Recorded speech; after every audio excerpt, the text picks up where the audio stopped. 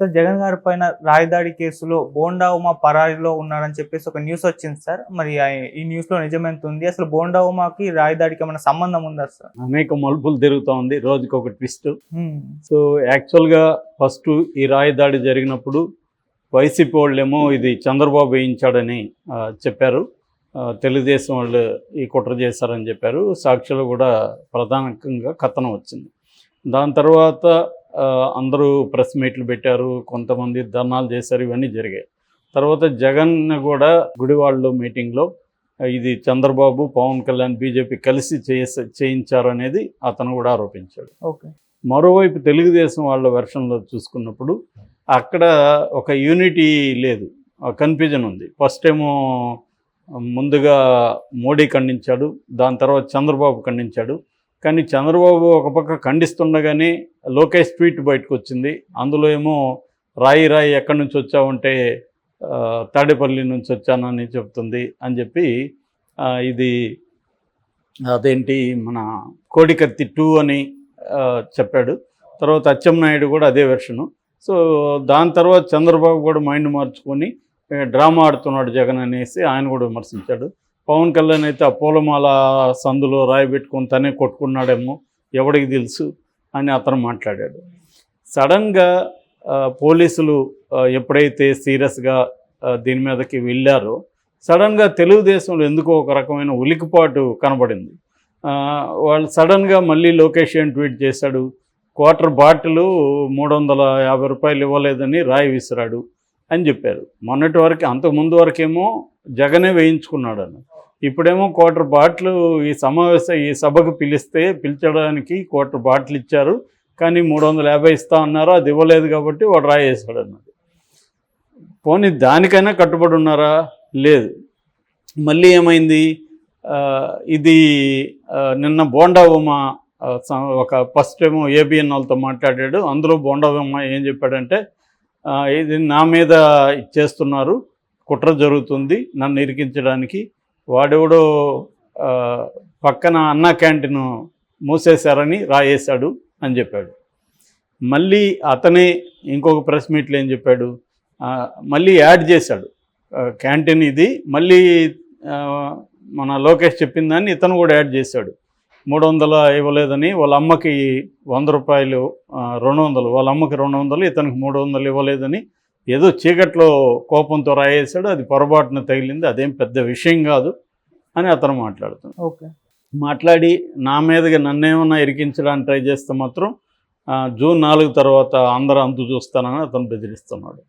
So ఎందుకు తెలుగుదేశం ఇలా ఉలికిపాటు అవుతుంది, ఎందుకు ఒక స్టాండ్ మీద ముందు నుంచి కూడా అందరూ లేరు అనేది ఒక పెద్ద అందరికి కూడా కన్ఫ్యూజ్ ఉంది. అదంతా వ్యూహ ప్రకారమే ఉన్నారా, లేకపోతే వాళ్ళల్లో వాళ్ళకి యూనిటీ లేదా, ఏం తెలియట్లేదు.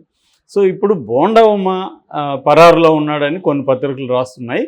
ఈ లోపల వర్ల రామయ్య ఎంటర్ అయ్యాడు. ఆయనేమో ఈసీకి, డీజీపీకి, వీళ్ళకి అందరికి కంప్లైంట్ చేస్తున్నాడు. అదేంటంటే బోండా ఉమని దీంట్లో ఇరికిస్తున్నారని. సో అసలు విషయం ఏంటంటే, ఇప్పుడు వరకు రాయి వేసిన వ్యక్తిగా ఒక మైనర్ కుర్రాడు సతీష్ అలియాస్ సత్తి అనే అబ్బాయి పేరు చెప్తున్నారు. వడ్డెర బస్తీ వేమూరి సతీష్ అని. వాళ్ళ కజిన్ అవుతాడు, వాళ్ళ అదే బస్తీలో ఉంటాడు వేమూరి దుర్గారావు. ఆ దుర్గారావు, చిన్న, ఆకాష్ ఇలాంటి వాళ్ళు ఒక 5 మంది కలిసి వీళ్ళందరూ కుట్ర పన్నారు. సో ఈ అబ్బాయి రాయేశాడు అనేది ఇప్పుడు వస్తున్న అనఫిషియల్ వెర్షన్. ఇది అఫిషియల్గా పోలీసులు ఇంతవరకు చెప్పలేదు. సో ఈ దుర్గారావు ఎవరంటే బోండా ఉమ ఆఫీస్లో పనిచేస్తాడు. సో తెలుగుదేశం కార్యకర్త, అతన్ని సోషల్ మీడియాలో కూడా పనిచేస్తాడని సాక్షి రాశారు. సో ఏదేమైనా బోండా ఉమకి దుర్గారావుకి సంబంధం ఉందనేది ఇక్కడ క్లియర్ అయింది. సో అందువల్ల భయపడుతున్నారా? ఇప్పుడు బోండా ఉమ చెప్పినట్టుగా 200, 350 లేదు, పక్కన అన్నా క్యాంటీన్, ఈ విషయాలు బోండా ఉమకి ఎవరు చెప్పారు? అతనేమో పోలీస్ కస్టడీలో ఉన్నాడు, మరి బోండా ఉమకి ఎవరు చెప్పారు? సో ముందుగానే వీళ్ళు ఎందుకు బోండా ఉమని అరెస్ట్ చేయబోతున్నారనే ఒక కథనాన్ని బయటికి తీసుకొస్తున్నారు. దీంట్లో 2 రకాలు ఉండే అవకాశం ఉంది. ఇలా ముందుగానే బెదిరించడం వల్ల ఒకవేళ నిజంగానే దుర్గారావు ఇన్వాల్వ్ వేసి ఉంటే, దుర్గారావు ఏమన్నా బోండా ఉమ పేరు చెప్పితే అప్పుడు బోండా ఉమ్మను అరెస్ట్ చేస్తారేమో, ముందే భయపెడితే బోండా ఉమ్మన జోలికి రారేమో అనేది ఒకటి ఉండొచ్చు. లేదు నిజంగానే బోండా ఉమ్మ రోల్ కూడా దీంట్లో ఉండొచ్చు. ఎందుకంటే దుర్గారావుతో అతనికి చెప్పుండొచ్చు, ఒక రాయి ఏంట్రా సరదాగా చూద్దామని, ఏమన్నా జరిగి ఉండొచ్చు. ఎందుకంటే బోండా ఉమ్మ మీద ఆల్రెడీ ఇట్లాంటి అలిగేషన్స్ బోల్డ్ ఉన్నాయి. 2014 నుంచి 18 వరకు అతని మీద సెక్స్ రాకెట్ ఉంది, కాల్ మనీ స్కామ్ ఉంది, అక్కడ అనేక గూండా యాక్టివిటీస్ చేసినాడని, తర్వాత దౌర్జన్యంగా అనేక అక్కడ ప్రాపర్టీస్ ఆక్యుపై చేసినాడని రకరకాల ఆరోపణలు ఎప్పటి నుంచో ఉన్నాయి. బోండా ఉమ్మ అంటే విజయవాడ సెంట్రల్లో ఒక రౌడీ ఎలిమెంట్ అన్న ఇది ఎప్పటి నుంచో ఉంది. సో అతనే చేయించాడా, మరి ఎందుకు అతను అజ్ఞాతంలోకి వెళ్ళాడు, ఇవన్నీ ఇవాళ ప్రశ్నలు. సో పోలీసులు యాక్చువల్గా పోలీసులు ఏంది, ఇప్పుడు జగన్ కంట్రోల్ ఎందుకుంటారు వాళ్ళు, ఏదైనా ఉంటే వాళ్ళకి ఇబ్బందే కదా. ఎందుకంటే చాలా సీరియస్గా ఎలక్షన్ కమిషన్ చూస్తుంది. మనం నిన్న కూడా చెప్పుకున్నాం, ఈవెన్ సజ్జల రామకృష్ణారెడ్డిని కూడా పొలిటికల్గా మాట్లాడద్దనింది. ఆల్రెడీ చాలామంది పోలీస్ ఆఫీసర్లని, కలెక్టర్లని, అధికారులను మార్చారు, ఇంకా కూడా మార్చే అవకాశాలు ఉంది. ఇప్పటి వరకు అయితే ఎలక్షన్ కమిషన్ అక్కడ కొంత బ్యాలెన్స్డ్గానే వ్యవహరిస్తుంది. తెలుగుదేశం పెడుతున్న కంప్లైంట్లన్నింటినీ కూడా అది పరిశీలిస్తుంది, కొన్నిటిని సెంట్రల్ ఎలక్షన్ కమిషన్ కూడా పంపిస్తున్నారు ఇక్కడ. సో ముఖేష్ కుమార్ మీనా కూడా వివాదరహితుడిగానే పేరుంది. ఇప్పటివరకు వీళ్ళు కూడా ఏం ఆరోపణలు చేయలేదు. పైగా ఈ కూటమిలో ఉన్న బీజేపీ సెంట్రల్లో పవర్లో ఉన్నది కాబట్టి నిజానికి వైసీపీ వాళ్ళు ఆరోపణలు చేయాలి తప్ప, ఎందుకంటే కూటమిలో బీజేపీ ఉంది కాబట్టి బీజేపీకి అనుకూలంగా, అంటే ఎన్డీఏకి అనుకూలంగా ఎలక్షన్ కమిషన్ పనిచేస్తుంది అనేది అందరికీ తెలిసిన విషయమే. సో అలాంటప్పుడు వీళ్ళెందుకు దీన్ని తడుముకుంటున్నారు? ఇప్పుడు దీనివల్ల ఏమవుతుందంటే విశ్వసనీయత అనేది పోతుంది. జగన్ వేయించాడని మొన్నటి వరకు చెప్పారు, అది కొంతమంది నమ్మారు కూడా. కానీ ఇప్పుడు వేసిన అబ్బాయి దొరికిన తర్వాత జగన్ వేయించలేదు, అతనే వేశాడు, అతను ఎందుకు వేశాడంటే వాడికి 350 ఇయ్యలేదు కాబట్టి వేశాడని ఒక వర్షన్ తెచ్చారు. ఇప్పుడేమంటున్నారు మళ్ళీ, ఇది బోండా ఉమ్మని ఇరికిస్తున్నాడు అంటున్నారు. మీకు ఎవరు చెప్పారు బోండా ఉమ్మ పేరు ఎవరు? వాళ్ళు ఏమన్నా పోలీసులు ఇప్పటివరకు చెప్పారా? సో వీళ్ళకి ఏమన్నా లీక్ అయిందా? ఇది తెలియట్లేదు. అంటే అతను దుర్గారావు అనే అతను బోండా ఉమ్మ ఆఫీస్ కాబట్టి వీళ్ళు ముందు జాగ్రత్తగా ఇలా చేస్తున్నారని అది అర్థమైపోయింది. దాంతో ఇంతకుముందు చెప్పిన వెర్షన్కి వ్యాలిడిటీ లేదు. అంటే జగన్ మీద తనే రాయి వేయించుకున్నాడు అన్న వెర్షను ఇప్పుడు వీగిపోయినట్టే కదా వాళ్ళు చెప్పింది. మరి దాని గురించి ఇప్పుడు మేము ఎందుకు అలా చెప్పామనేది కూడా ఎక్స్ప్లెనేషన్ ఇవ్వట్లేదు. అంటే ఇష్టం వచ్చినట్టుగా రోజుకొక వెర్షన్ మార్చుకుంటూ వెళ్తే జనాల్లో కామెడీ అయిపోతుంది. జనాలు నిన్న నేను చూశాను, ఆ ఏబిఎన్ కింద కామెంట్లు చూస్తే మొత్తము ఇతన్ని తిడుతున్నారు.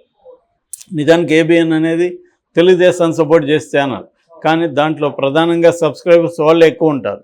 కానీ ఎవరు కూడా బోండా ఉమ్మని సపోర్ట్ చేయట్లా, పైగా తెలుగుదేశానికి నష్టం చేస్తున్నావు నువ్వు అని అంటున్నారు. అంటే ఇది ఖచ్చితంగా తెలుగుదేశానికి కానీ కూటమికి కానీ నష్టమైన పరిస్థితి. ఇప్పుడు జగన్ మీద ఒక రాయబడింది, వీళ్ళు సంయమనం పాటించవచ్చు, ఖండించారు, సంయమనం పాటించవచ్చు, కానీ పాటించకుండా జగనే వేశాడని చెప్పారు. దాంట్లో ఎవరికి లాజిక్ అర్థం కావాల. ఒక మనిషి రాయి ఎందుకు తన మీద వేసుకుంటాడు? అది కన్ను పోవచ్చు, కన్నతకు తగిలి ప్రాణం పోవచ్చు, చీకట్లో ఎక్కడ తగులుతుంది ఎవడికి తెలుసు? అంత అక్యురేట్గా ఇక్కడే తగిలేట్టుగా ఎవడన్నా రాయగలడా? సో అటువంటి పరిస్థితుల్లో లాజికల్గా జగనే వేయించుకున్నాడు అన్న దానికి వెయిట్ లేదు. సో ఎవరో వేశారు, ఆ వేసింది తెలుగుదేశం వేయించకపోయిండొచ్చు ఇక్కడ. ఎందుకంటే తెలుగుదేశంకి వేయడం వల్ల తెలుగుదేశం కంటే కూడా లాభం కంటే కూడా నష్టమే ఉంటుంది. కాబట్టి చంద్రబాబు ఇంకొకరు అయితే ఇది ప్లాన్ ఖచ్చితంగా చేయరు అనేది మనం లాజికల్గా ఆలోచించినప్పుడు అర్థమవుతుంది. తెలుగుదేశం వాళ్ళు అఫ్సియల్గా ఈ రాయి వేసే ప్రసక్తి లేదు. ఏని బుర్రుండేవాడెవడు కూడా చేయడు. ఇప్పుడు వైసీపీ చంద్రబాబు మీద ఏమైనా అటాక్ చేసిందనుకో, అది వైసీపీకి నష్టం కదా, చంద్రబాబుకి లాభం. అట్లాగే జగన్ మీద ఎవరైనా అటాక్ చేసినా కూడా వైసీపీకి లాభం తప్ప తెలుగుదేశానికి లాభం లేదు. సో ఇది వాళ్ళకి తెలియదనే కాదు కదా. కాబట్టి వాళ్ళ ఆఫీసులో పనిచేసేవాడు కూడా వేశాడు. దానికి బోండా ఉమ్మకి సంబంధం ఏముంది? ముందే ఉలిక్కిపడాల్సిన అవసరం ఉంది. తన పేరు వచ్చే వరకు వెయిట్ చేసి తన పేరు వస్తే అప్పుడు ఎందుకు చేయకూడదు? సో ఇది ఈ కన్ఫ్యూజన్ తెలుగుదేశం అండ్ కూటమి క్యాంపులో ఉంది. ఒక పక్క మోడీ ఖండిస్తాడు, బీజేపీ సైలెంట్గా ఉంటుంది, చంద్రబాబు ముందు ఖండిస్తాడు, మళ్ళీ డ్రామా అంటాడు, మళ్ళీ ఏమో 250 అంటారు, దానివల్ల వేసాడు అంటాడు. సో ఇవన్నీ ఒక వెర్షన్కి సంబంధం లేకపోవడం వల్ల ఎన్నికల ముందు ఆల్రెడీ జగన్ చంద్రబాబుకి కూటమికి విశ్వసనీయత లేదనే విషయాన్ని బలంగా తీసుకెళ్తున్నాడు. అటువంటప్పుడు వీళ్ళు ఈ కూటమికి సంబంధించి ఇటువంటి విషయాలను పరిష్కరించుకొని ఒక క్లారిటీతో వెళ్ళకపోతే మాత్రం చాలా ఇబ్బంది అవుతుంది.